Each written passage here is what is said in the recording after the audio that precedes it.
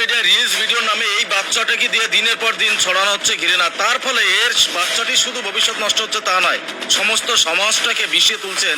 আর এই ভিডিওর ব্যাকগ্রাউন্ডে কোনো একটি বয়স্ক মানুষ অবশ্যই রয়েছে যে শিখিয়ে দিচ্ছেন এই ভিডিওগুলো। আর এতে অপরাধ করছে সেই মানুষটি যে এই বাচ্চাটি সরলতার সুযোগ নিয়ে এই ধরনের ঘৃণা ছড়াচ্ছেন, জিহাদি মানসিকতার ঘৃণা। কেন জিহাদি বলছে ভিডিওটা শেষ পর্যন্ত অবশ্যই দেখবেন। একবার ভেবে দেখুন, একটি নির্দিষ্ট রাজনৈতিক দল অথবা এই রাজ্যের মুখ্যমন্ত্রীকে নিয়ে এই ধরনের কটূক্তি ভাষা ব্যবহার করানো হচ্ছে এই বাচ্চাটাকে দিয়ে। এই বয়সে এই বাচ্চাটির হাতে খাতা কলম থাকার কথা, মাঠে খেলাধুলা করার কথা, সেই বয়সে এই বাচ্চাটির মনে মস্তিষ্কে একদম জিহাদি মানসিকতা কুটকুট করে ভরে দেওয়া হচ্ছে। স্পষ্টই বোঝা যাচ্ছে যে এই ভিডিও রেকর্ডিং এর পেছনে কোনো একজনা পূর্ণ বয়স্ক ব্যক্তি কাজ করছেন, যে স্ক্রিপ্ট লিখে দিচ্ছেন এবং বাচ্চাটি সেই ভুলিয়ে আউড়িয়ে যাচ্ছেন এবং মুখ্যমন্ত্রীকে কুরুচিকর ভাষায় আক্রমণ করছে। আর জিহাদি মানসিকতা কেন বললাম, এই ভিডিওটা একবার শুনুন। আমরা মুসলিম ভোট পাই না। এই শুভেন্দু অধিকারী, তুই যে বললি যে তুই মুসলমানের ভোট পাস না, তুই যদি মুসলমানের ভোট না পাস তাহলে তুই কেমনে দিচ্ছিস? এই মাথা প্রশাসনের কাছে অনুরোধ, সর্বপ্রথম এই মানুষগুলোকে আইনের আওতায় আনা হোক। সর্বপ্রথম এই ভিডিওর ব্যাকগ্রাউন্ডে যে বয়স্ক মানুষটি কাজ করছেন তাকে কঠোর থেকে কঠোর তার ব্যবস্থা নেওয়া হোক এবং বাচ্চাটিকে তার সঠিক পথ দেখানো হোক। তো বন্ধুরা, ভিডিওটি আপনারা দেখলেন। এ হচ্ছে ইচড়ে পাকা, অল্প বয়সে পেকে গেলে যা হয়, কিন্তু এর মধ্যে কিছু কথা আছে।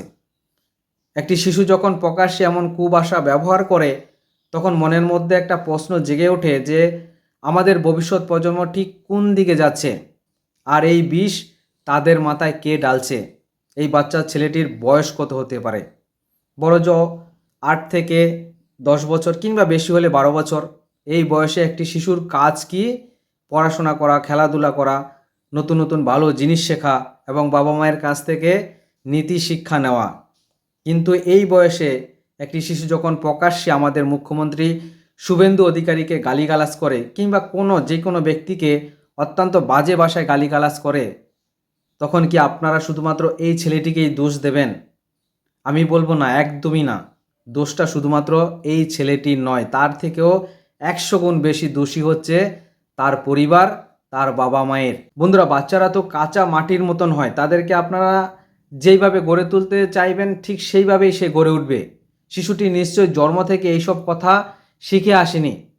সে ঘর থেকে, পরিবার থেকে বা চারপাশের পরিবেশ থেকে সে এই ধরনের ভাষা শিখেছে, শুনেছে, সেই কারণে সে এই ধরনের ভাষা শিখেছে।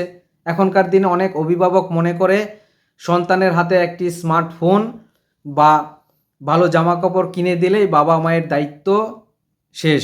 কিন্তু না, একদমই না। বাবা মায়ের সবচেয়ে বড় দায়িত্ব হলো সন্তানকে সঠিক মূল্যবোধ ও আচার ব্যবহার শেখানো।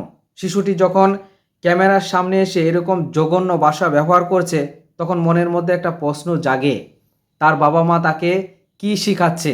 ঘরে কি প্রতিদিন এই ধরনের কুরুচিকর ভাষা চর্চা হচ্ছে? নিশ্চয়ই হচ্ছে, নাহলে কোথা থেকে শিখবে সে? হচ্ছে বলেই সে শিখছে।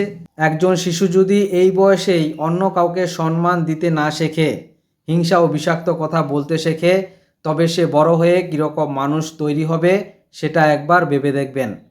পারিবারিক শিক্ষার অভাব এবং বাবা মায়ের গাফিলতি ছাড়া এই ধরনের ঘটনা ঘটতে পারে না।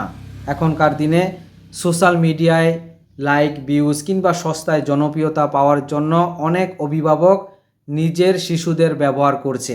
আবার অনেক সময় দেখা যাচ্ছে পরিবারের বড়রা হয়তো ভাবছে বাচ্চা ছেলে এই সমস্ত কথা বলছে, বেশ শুনতে মজা লাগছে, তো বেশ ভালো লাগছে। কিন্তু মনে রাখবেন, এটি কোনো আনন্দের বিষয় নয়, এটি অত্যন্ত লজ্জাজনক এবং চিন্তার বিষয়।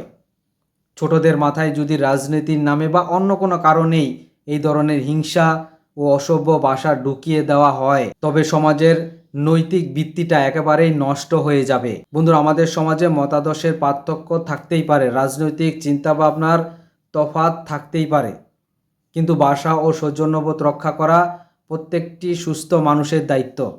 আর এই সৌজন্যবোধের প্রথম ধাপটাই আসে আমাদের নিজের ঘর থেকে, নিজের বাবা মায়ের কাছ থেকে, আমাদের চারপাশের পরিবেশ থেকে। আজ যদি আমরা সচেতন না হই, এই ধরনের অশ্লীল ভিডিওগুলোকে কৌতুক বা বিনোদন হিসেবে দেখে এড়িয়ে যাই, তবে কালকে আমাদের ঘরের সন্তানরা এই ঘটনাগুলোকে স্বাভাবিক বলেই মনে করবে।